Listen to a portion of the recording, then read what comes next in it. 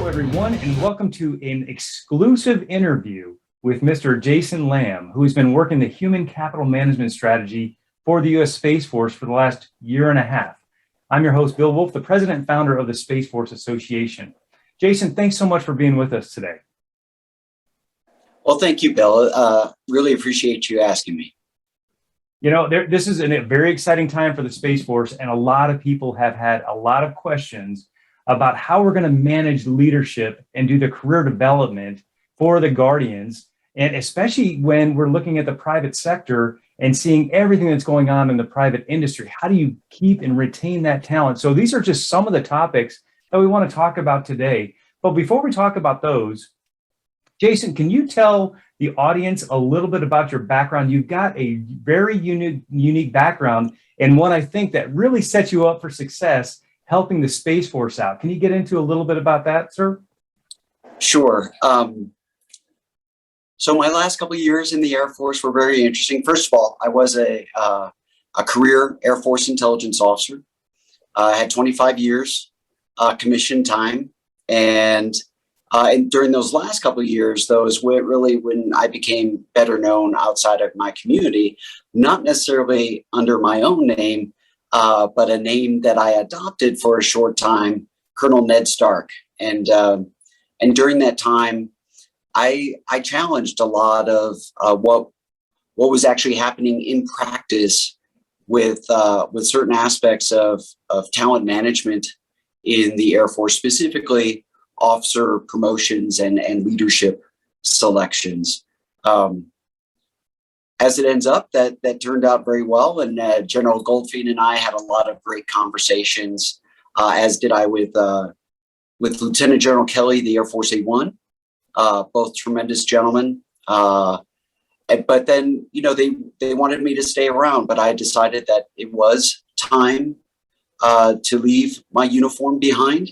And when I did, the Space Force made me an offer I couldn't refuse. The put your money where your mouth is, Jason Lamb or Ned Stark, whichever you prefer, and help be a part of designing a system that addresses some of the concerns that I raised.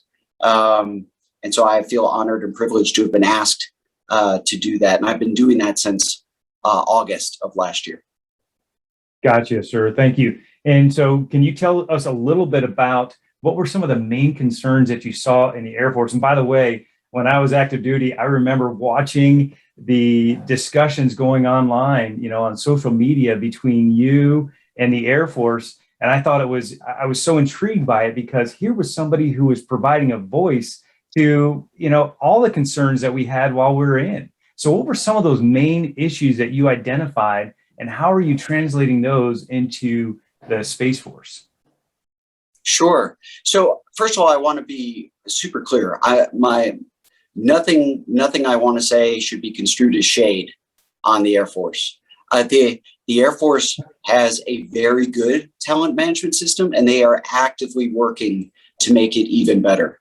But some of the processes that evolved over time weren't even necessarily designed as a part of a system. They just emerged, you know, business rules, informal, you know, coded language that became understood, right? Over time, to where the system was morphing into something it was never intended to do. As General Kelly and I would sometimes discuss, there is nothing about the current Air Force appraisal system that prevents people from doing the quote unquote right thing on the form.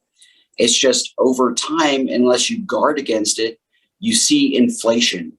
And there's these certain things that took place, right, where we were afraid to be candid if somebody had weaknesses. And guess what? As human beings, we all have weaknesses. Excellence in all we do. The emphasis should have been on the we as a team, instead of trying to say that every airman should have been a Olympic level pentathlete, and, you know, across everything that they possibly do. I mean, that's impossible. But yet we felt like that's almost what we had to put on our evaluations form, or people would be viewed as less than. And that wasn't what was intended. The stratification system right? With best of intentions, was trying to highlight the sharpest among us to ensure that they got promotion and consideration. Because in the narrative format, sometimes it was difficult to distinguish between records. Of course, a lot of unintended consequences with that, right? So if you happen to be the poor guy or gal who arrived a couple days after the stratifications were worked through, sorry, it doesn't matter, how good you are. We've already used that number. So we can't give you the number 1, 2, 3, 4, 5 because it's already been used. So better luck next year. And again, all with the best of intentions, trying to highlight our best, but go sideways on us because it doesn't account for people moving out of cycle and, what happens the day after you give someone a stratification if they don't, if they don't do well. Is it going to take a year to catch up with us? What if they move before then? There are a whole lots of things that, again, evolved. And so it was time to take a fresh look and say, is this what's best for us today? Even if it's served us brilliantly in the past, is it still what's serving us best today? And is there not, even if this is good, are there even better options available to us? So those are some of the challenges I brought up. Yeah, no, that's exactly the type of information that I know the Space Force, I'm sure, is looking at to ensure that they do things right. That's been General Raymond's kind of perspective the entire time, is how do we take the best practices from all the services and adapt them for the Space Force. So just for clarity, can you identify what your position is in the Space Force and why it is you helped from that position establish the human capital management strategy? And then, of course, we're going to get into, can you help define what that is? What can you give a definition of what that is actually? Absolutely. So I'm proud to say that the first organization that I started with was the Space and Missile Systems Center. In interactions with them, they're really trying to look at how they recruit, develop, and employ talent more effectively within the 6X community specifically, right? And the civilian engineers, program managers, financial managers, all those amazing professionals at what is now Space Systems Command. But as we were standing up the Space Force, obviously we have very few numbers. So we took an absolute community federated approach, and we brought anybody who had anything in talent management in their duty title to the table to try and craft and determine what the Space Force as a new service, the first one since 47, was going to do talent management wise. So I have been very fortunate up to this point to be the technical director for talent management at Space Systems Command. I'm in the process of transitioning to the position that I found myself kind of evolving into over the course of the last year, and that is as the Space Force's Enterprise Talent Management Office's talent strategist. So what does that mean? I was the primary author of the Guardian Ideal, synchronizing the inputs from across the enterprise. We've had a number of focus groups and everything else. So working with my teammates in the field commands, but also on the headquarters Space Force staff to synchronize and integrate those inputs. And then moving forward, now that the Guardian Ideal is approved and launched, is we have now described what we want to do. Now it's how are you going to do it? And how are we going to make good on this promise? Because otherwise it's just a bunch of words. Yes, sir. Now, I think a lot of people will ask, to your point, is it a concept document or is it a concept of operations to where you actually are prescribing an opportunity to develop the characteristics that you want in the Space Force culture? So which is it? And is it prescriptive in that these are the specific tasks that are going to be accomplished? Can you get into a little more detail of what the Guardian Ideal is defining for the service? You bet. So it's a little bit of all those things, Phil. So what we're really trying to do is we are maximizing on General Raymond's intent that we use mission type orders, the mission command construct. And that mission command construct that enables us all to go out and do without, asking for permission at every step of the way is to clearly lay out commander's intent. So what the Guardian Ideal really does is it's more than a strategy document. It's in-depth coverage of the commander's intent, right? The CSO's intent for how we are going to manage talent. Now, what we have described is aspirational. It's going to take us time to develop. And here's the best part for those who are like, whoa, hey, what's going on? This is a whole lot of change. Yes. And our intent is to crowdsource and involve Guardians every step of the way, not something that's developed in a vacuum or a bubble, right? But with transparently as possible, with no kidding experts, some of the best minds in the country have signed on, want to be a part of what we're doing. So the best minds, experts in their fields, the best consultants we can get from across, human resources and human capital management. So practitioners, so scientists, practitioners, and the Guardians who are going to have to live with this. And so we really think that if we bring all of those voices together, that we're going to come up with something that we can all be super proud of. So the Guardian Ideal lays out the what. We can't wait. And we've already started working on rolling up our sleeves to get after the how. Thank you for that background. I really do appreciate it. I'm sure a lot of people are going to have questions about specifics. And you brought one up already about the stratification issue. I'm sure there's a lot of other challenges, but what are some of the keys to success for the document in order to take it from a concept to, hey, if these things happen in the next year, this is exactly the type of thing that we're looking for. Can you get into the success parameters for the document? That's exactly, well, I'd love to. So what I keep telling people that we've engaged with, right, on the Guardian Ideal so far, if you don't have a lot of questions, you don't understand what you're looking at, because it generates a lot of questions. If you don't have questions, you really should. And if you're not challenging me and the rest of the team, you really should be challenging us on every aspect, because if it's not proven, if it's not better, we shouldn't be doing it.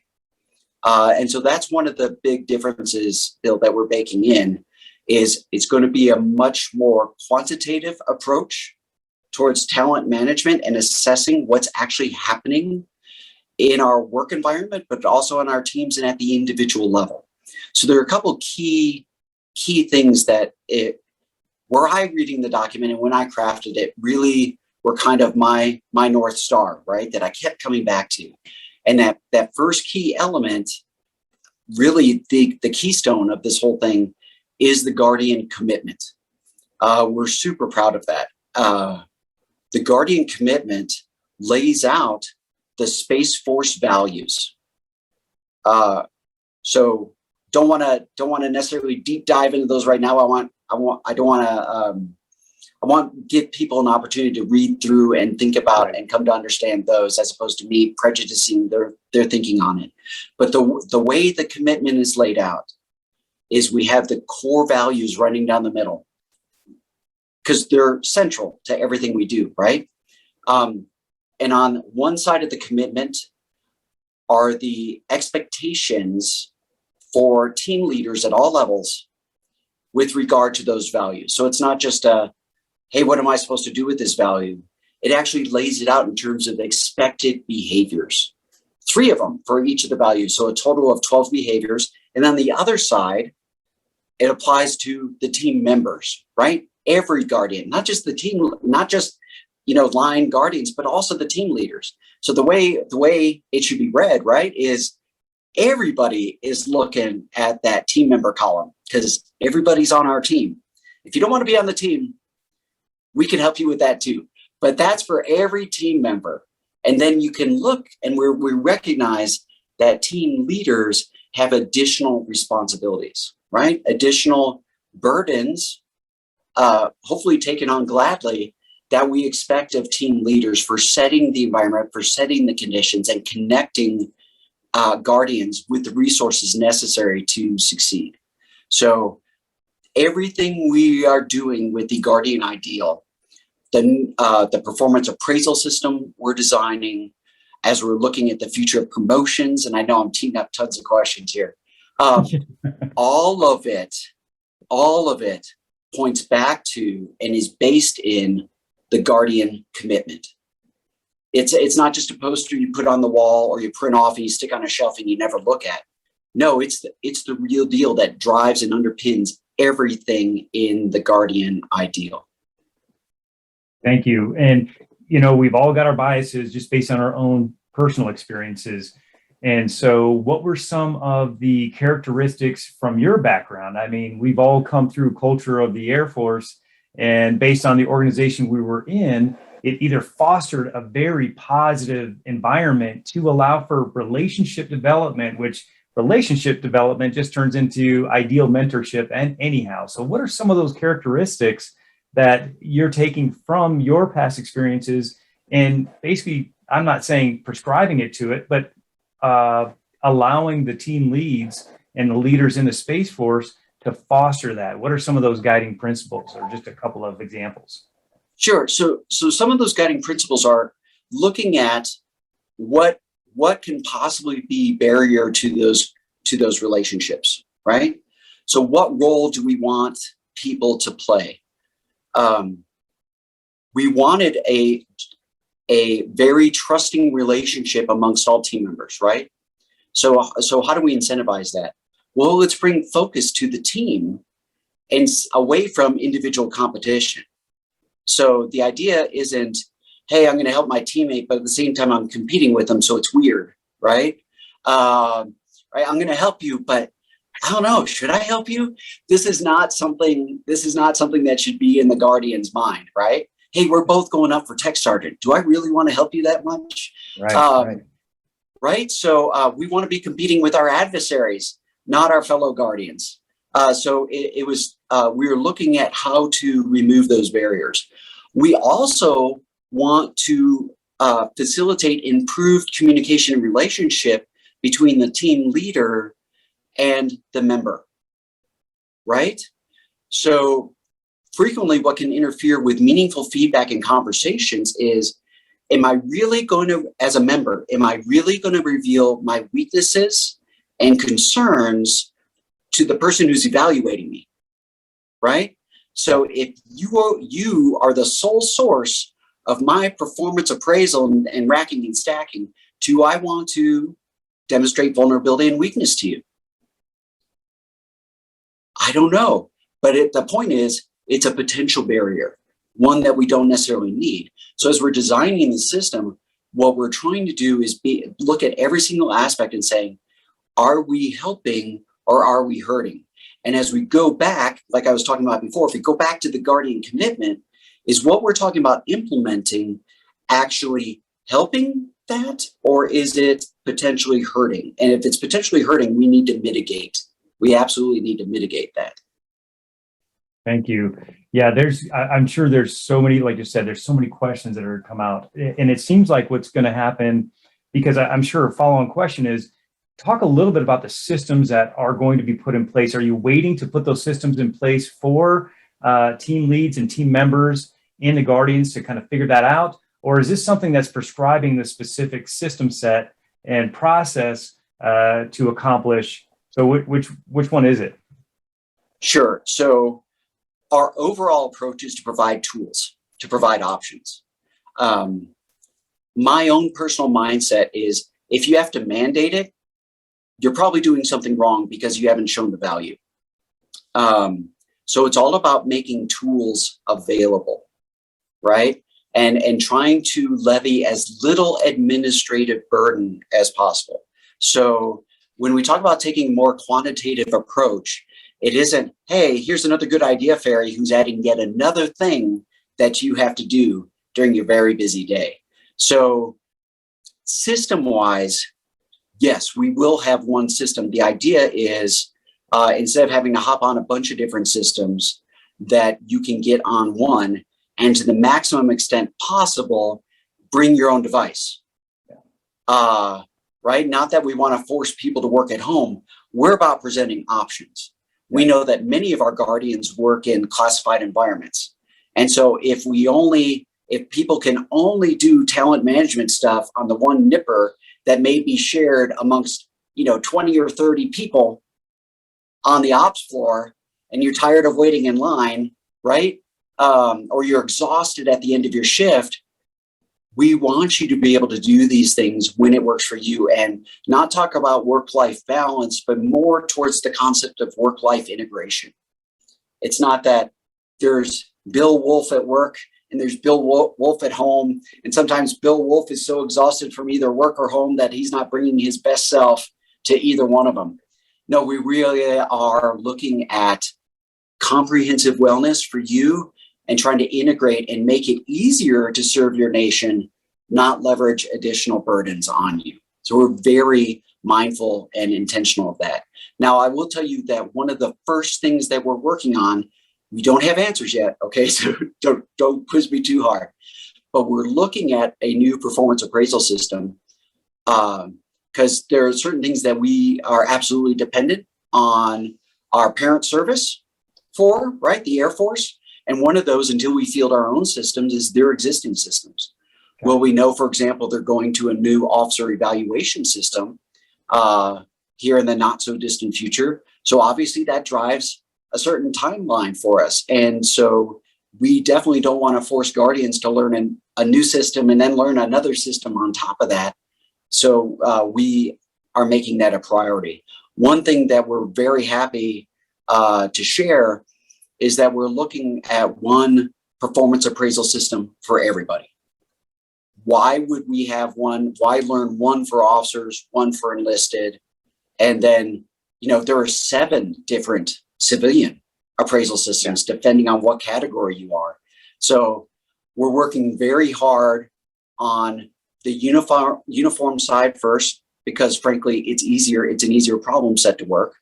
And then we absolutely have our civilian policy, teammates there with us, thinking through how we can move to this unified force construct. And that's another big point, Bill. If I can take a moment to emphasize that when we talk about guardians, it's all guardians, not first-class citizens, second-class citizens, and whoever you are over there. It's not, this is officer development, this is enlisted development, this is a civilian development program. No, it's guardian development. And so it's what you need when you need it to fill a specific role to help you, right? Fulfill a specific role for the Space Force, not hey, we're going to assign you there. I'm sure you'll figure it out. We want to do everything we can to set each and every guardian up for success walking in the door, not in the seat, and then we'll send you to training, for example. We're really trying to help guardians as much as possible. And now what you're getting into is very critical, I think, and that is expertise development, which the Space Force needs. And I know General Raymond talks a lot about how to manage resources, human resources, to ensure folks can go to the Guard and Reserve and do some specific mission sets there, and also go into the private sector and be able to interchange between the 3. So could you talk a little bit about that concept and how that will work and how it might be different than other concepts that have been executed in the past? Sure. So Bill, we do have some authorities and some we're still waiting for legislation on. And one of those is the nature of Space Force relationship with the Guard and the Reserve. So it's a very important issue that is currently being worked, but we have to wait for legislation for some of those authorities. So I can't dive into that other than to say we rely so heavily on our total force partners and they provide tremendous value. So I look forward to continuing to work with them, partner, and if legislation comes down, integrating them as a part of our unified force construct. Now, with the one of the authorities that we do have, right? that hasn't been utilized, all of DoD, that hasn't been used a lot is lateral entry and right. constructive credit. So, if we think about, and in my mind, this is what I think about, right? Does not necessarily reflect the views of the Space Force, right? But this is what I think about is with blended retirement, right? And it's no longer a conversation that we had when we were in uniform of, hey, it's 20 years plus, or 20 years plus or nothing. People more than ever have choices, right? It's much more of a private sector approach towards retirement systems. But with that came additional authorities from Congress based on people's proven abilities and experience and credentials to bring them in at appropriate grades, commensurate with what they can provide to the service. So we want to make it easier for people to serve. And as guardians, if they decide, hey, you know what, I want to take a break and step away, there is absolutely nothing, assuming they meet, 4 standards, right? There's absolutely nothing that would prevent them from coming back in civilian clothes or back in uniform, assuming they still meet the standards for entry and it fits with what the Space Force needs at the time. Hopefully that's a somewhat satisfying answer. Yeah, that's so critical, is the partnership with industry and allowing folks, to your point, make their own decision about whether or not they want to stay in uniform, get into the private sector, and if they get into the private sector, have the opportunity to come back into uniform. I can't tell you, hey, if the Space Force is recruiting, sign me up. I'll jump back into uniform in a heartbeat. But that's such a unique opportunity, I think, which really leads to a call to action. One of the concerns is, how are you going to partner with industry? I mean, what are the discussions going on? And ideally, what you want to focus on, I think, is how do you retain talent? After you train the talent and get them experience, how are you going to retain that and keep them in the uniform? Absolutely. So great questions, right? And they're ones that we face every day. What's really interesting, I mean, many of us know this or suspect it or think it's only us, but compensation isn't necessarily, monetary compensation isn't necessarily at the top of everybody's list. They want enough. They want to be able to provide, for the lifestyle to which they've become accustomed and their family, wherever that situation is. But beyond that, there's a certain compelling call to serve, to make a difference.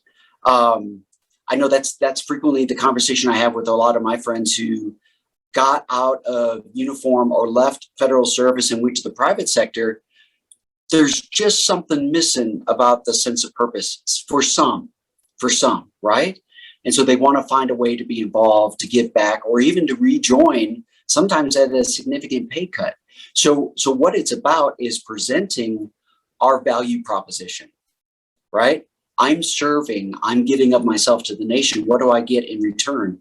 And we are intentionally crafting a guardian value proposition that describes exactly that, right? We recognize we have to have compensation that is, in many regards, competitive with private sector.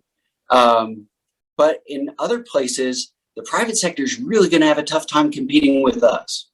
There is more than just chasing the bottom line. Yes, and there's some really cool opportunities in private sector and things you can only do in private sector. But there are things that you can only do as a member of the Space Force. And we plan on emphasizing that. And we're hoping that our partners in industry, when they're looking for that experience with us, they'll come join us. And we're also looking at, for lack of a better term, hostage exchanges, right? And increased collaboration and partnership where we both benefit, right? There are some wonderful mechanisms for that, like cooperative research agreements, right? Where we can partner on certain things. It's not about money. It's where there's mutual interest and the government has agreed with private industry that this makes sense. So much more partnership, not just with private industry, but as you might imagine, our other federal partners operating in space. NASA is doing tremendous things with talent management. Our systems are going to have a lot in common, and we both drew many of the same conclusions separately. And then to come back and say, is this what you're seeing? Yeah, that's what I'm seeing. Absolutely. So these programs, and as we're thinking about it and the future of talent management, super exciting. And I think we're going to see more cross flow, more collaboration, less adversarial competition for limited resources, much more cooperation. That's a good summary of the types of work that need to be done. And of course, the extremely important partnership with the reserve component and of course the private sector and even the civil sector. One specific question that I'm sure is going to come up, and this kind of leads into acquisitions versus operations and trying to understand the differences in culture and trying to bring those two cultures together. But one specific issue, I think, is compensation. It is tough as a junior acquisitions person to be transferred to LA, especially as a civilian. I mean, California's got such a high cost of living. How do we say, yeah, you want to be here? This is where the acquisition hub, Space Systems Command for the Space Force is, and we want to make sure that we retain talent there. Can you get into that specificity, or is that a question for a later date? Well, what I can say is we're DoD, and DoD sets the cost of living rates. I did notice, however, that DoD is relooking a number of locations, right? They haven't released any figures, but they were looking at some increases, right, in certain areas where members have been particularly hard hit. So I'm pleased by that development and can't wait to see the results. What I would like to talk about a little bit on that is one of the things that we are looking at is how do we incentivize and how do we retain the talent we need? Many of us have come from a system or had experience with a system where, if you happen to be in the right specialty at the right time, you get a bonus regardless of how good you are necessarily in that field, right? Or, hey, we have too many people in this area, so we're going to pay you extra money to leave. And so sometimes what you see is the people you don't want necessarily to stay take the bonus and stay, and the people you don't not necessarily to leave take the bonus and leave, right? And so instead, the approach that we are exploring and looking at is how will we haven't answered this question yet, how will we assess the highest performers so that we're incentivizing the highest performers to stay, right? As guardians. Maybe there will be a piece of that is aligned to particular competencies, right? Particular skill sets that are in extremely high demand, but only if you are performing at the level at which you are a difference maker for us. At the same time, we are beginning to look at how do we, for those guardians that despite our efforts to engage them and develop them and really reach them and get them to a good place where they feel like they're a part of the team and they're contributing, those people that just don't fit with the organization and just aren't thriving, how do we reasonably and responsibly identify those folks, work with those folks as much as we can, but if it's not a good fit, thank them for their service and do everything we can to help them find good placement and a good fit outside of the organization. We're thinking through all of that in a much more tailored way because of our smaller force, right? Very limited numbers. We can take a more individualized approach than some of the larger services can. So we're using our small numbers in this case to our advantage to look at that. So much more thoughtful and tailored incentives.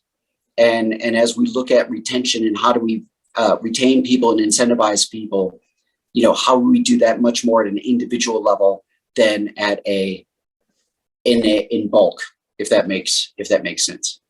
Yeah, it sure does. And in years past, there hasn't been the civilian classification system to identify the need for space expertise. You can look across the Air Force, the other services where they start to define what type of expertise is needed in the civilian force. Is there an opportunity here to start to quantify, as you say, the expertise needed in the civilian force and start to change some of that civilian classification system?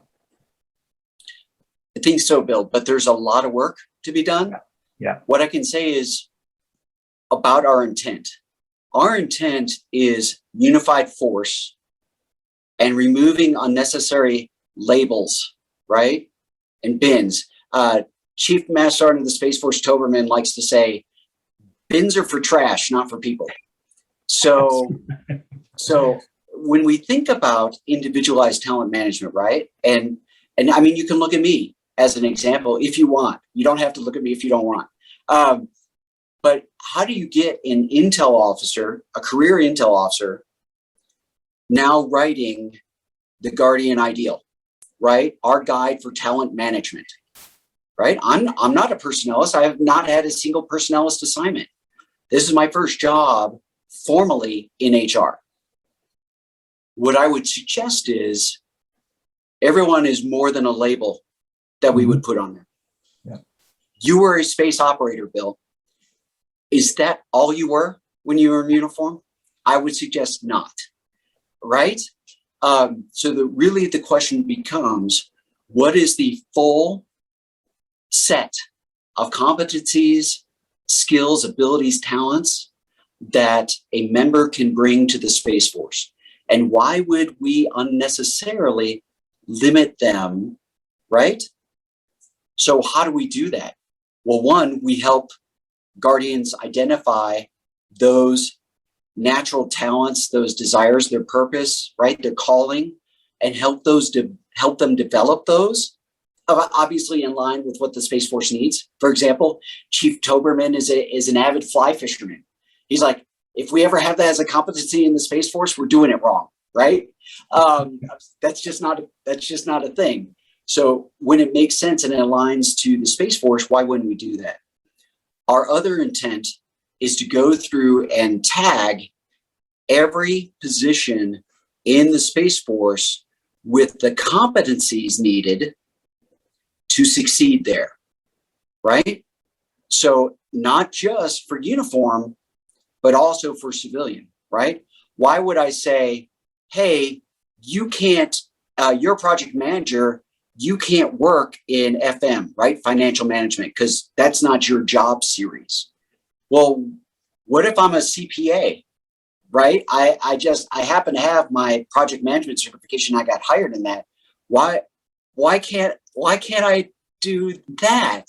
So we look forward to working through how do we do the same things we want to do on the uniform side, where a guardian is a guardian is a guardian, right?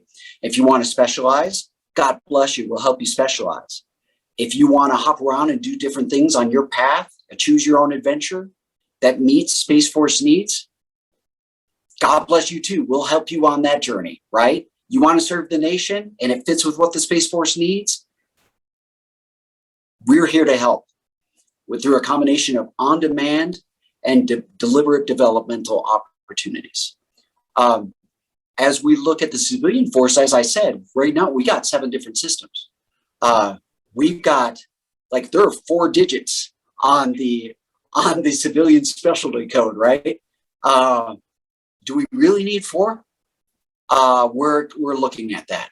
Can we not, and this is a question we're asking, can we not go to career families, at least start to break down some of the barriers to give ourselves more flexibility, and then look at what the individual competencies are, as opposed to, no, sorry, you're a 3-4, X, not a 3-4 Y, so you can't do that job, right? Or you're a 301, you're not a 343. What are you thinking?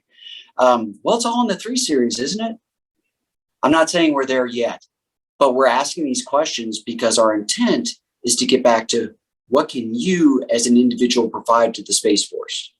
And is our system, our labels, our whatever approach we're using, is that helping us or holding us back and our members back, right? We do not want the members of the Space Force, we do not want Guardians frustrated by trying to do the right thing and contribute in line with things that they value and want to pursue. Very exciting time. It is super exciting. Thanks so much for taking time today. A couple last questions, and then we'll let you go, because I know how busy you are, especially after today's announcements. But how do folks learn more about what you're describing? Where can they go to learn more? And then folks want to get involved. Industry wants to be a part. The universities want to be a part. How do they get involved? Absolutely. And let me tell you, nobody needs friends like the small guy. So we are small, we are lean, we are agile by design. So we are going to live and die by partnerships. So we want everybody to be able to reach us. So we will be posting the Guardian Ideal very shortly. Everybody's going to be able to pull it down and take a look at it and what we're working. We're also working on building an online collaborative community where we can crowdsource, right? General Raymond sends out his notes to the field.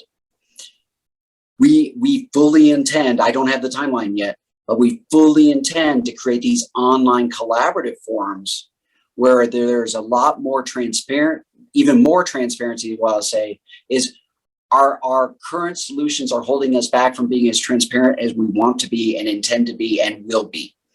So going out there, the Space Force has also been super active with its university partnership program. And we are continuing to build on that. That is one of the early focus areas where we have. And then anybody who wants to reach out and be a part of what we're doing talent management wise, we want to explore options to partner. Obviously, we have to do it the right way. Everybody wants to do it the right way, but once that ideal becomes available, there will be many avenues electronically and in person for people to engage. We feel like our first priority is to engage and make sure every Guardian understands where we are going. So we have a commitment to all of the Delta commanders that I and members of my team are available to them virtually or in person to interact with them at whatever the desired level is. If it's at the Delta level, if it's at the squadron level, if it's, hey, I have these 2 debts in this remote location, I will pack my cold weather bag and, if necessary, and we will go. Our commitment first, as it makes sense, is to our Guardians, and then it's thoughtfully engaging absolutely wherever we can with people who want to partner with us. Perfect. Sir, thanks so much for taking time. Mr. Jason Lamb, co-author of The Guardian Ideal and helping to implement the strategy for human capital management in the Space Force. Sir, thanks so much for taking time out of your busy schedule today to talk about all the exciting things happening with human capital management and the Guardian Ideal. Any last words, sir?